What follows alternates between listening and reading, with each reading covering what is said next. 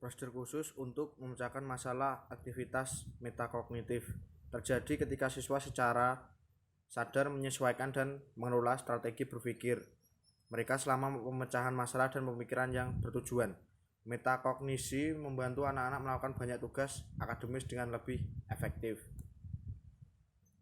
Selanjutnya adalah perubahan pembangunan. Metamemori pada usia 5-6 tahun,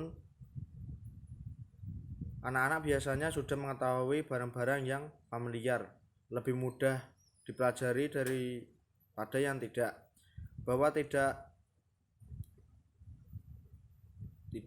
daftar pendek lebih mudah daripada yang panjang, mengenali lebih mudah daripada mengingat, dan melupakan menjadi lebih mungkin dari waktu ke waktu. Di sisi lain, metamemori anak-anak terbatas. Mereka tidak memahami bahwa hal yang berkait lebih mudah diingat daripada yang tidak, atau mengingat inti cerita lebih mudah daripada mengingat tiap kata. Teori pikiran. Bahkan anak kecil pun penasaran dengan hakikat pikiran manusia. Mereka punya sebuah teori pikiran yang mengacu pada kesadaran proses mental milik seseorang dan proses mental orang lain.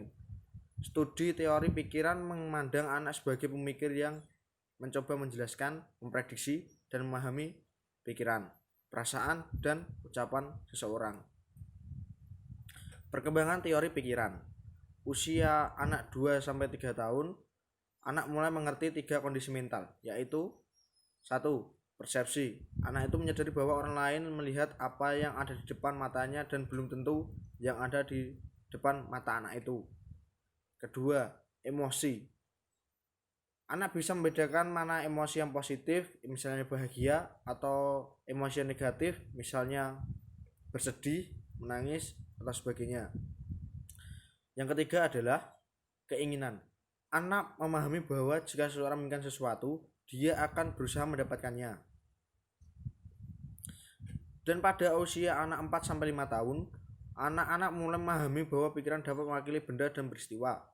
Secara akurat atau tidak akurat, kesadaran bahwa orang bisa memiliki keyakinan yang tidak benar berkembang pada sebagian besar anak pada saat mereka berusia 5 tahun. Anak menengah dan akhir. Anak di luar masa kanak-kanak memiliki apresiasi yang mendalam terhadap pikiran itu sendiri. Daripada hanya memahami kondisi mental, tangan di tengah dan akhir, masa anak-anak beralih dari pemahaman bahwa keyakinan bisa salah menjadi pemahaman bahwa keyakinan dan pikiran itu interpretatif. Dicontohkan ke dalam kesadaran bahwa peristiwa yang sama dapat terjadi untuk beberapa interpretasi. Remaja. Dibandingkan dengan anak-anak, remaja memiliki ekstensi peningkatan kapasitas untuk memantau dan mengelola sumber daya kognitif dengan efektif demi memenuhi tuntunan tugas belajar. Hal ini menghasilkan kemampuan metakognitif dalam fungsionalitas kognitif pembelajaran yang lebih efektif. Model pengolahan informasi yang baik. Menurut Michael Presley dan rekan-rekannya, anak-anak menjadi pandai dalam kondisi dengan 3 langkah tersebut. Yang pertama adalah anak-anak diajar oleh orang tua atau guru untuk menggunakan strategi tertentu. Menggunakan praktek, mereka belajar tentang karakteristik dan keuntungan untuk pembelajaran tertentu. Semakin banyak rumah dan sekolah yang lebih merangsang anak secara intelektual, semakin banyak pula jumlah strategi spesifik yang akan mereka hadapi dan pelajari untuk digunakan. Yang kedua adalah guru dapat menunjukkan persamaan dan perbedaan dalam berbagai strategi dalam domain tertentu, seperti matematika yang memotivasi siswa untuk melihat fitur yang sama untuk strategi yang berbeda.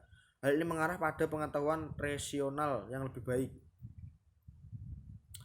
Yang ketiga, pada titik ini siswa mengenali manfaat umum menggunakan strategi, yaitu menghasilkan pengetahuan strategi umum. Mereka belajar menghubungkan pembelajaran yang merupakan hasil dari upaya yang mereka lakukan dalam mengevaluasi, memilih, dan memantau penggunaan strategi. pengetahuan dan aktivitas metakognitif. Strategi dan peraturan metakognitif. Dalam pandangan Priestley dan rekan-rekannya, kunci pendidikan adalah membantu siswa belajar sebuah strategi repertoire yang menghasilkan solusi untuk masalah belajar. Pemikir yang baik secara rutin menggunakan strategi dan perencanaan yang efektif untuk memecahkan masalah. Pemikir yang baik juga tahu kapan dan di mana menggunakan strategi pengetahuan metakognitif tentang strategi.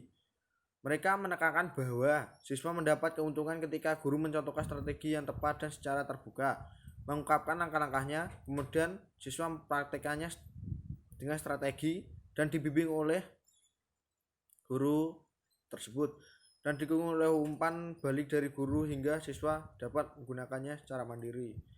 Mungkin sekian dari saya, kurang lebihnya mohon maaf. Wassalamualaikum warahmatullahi wabarakatuh.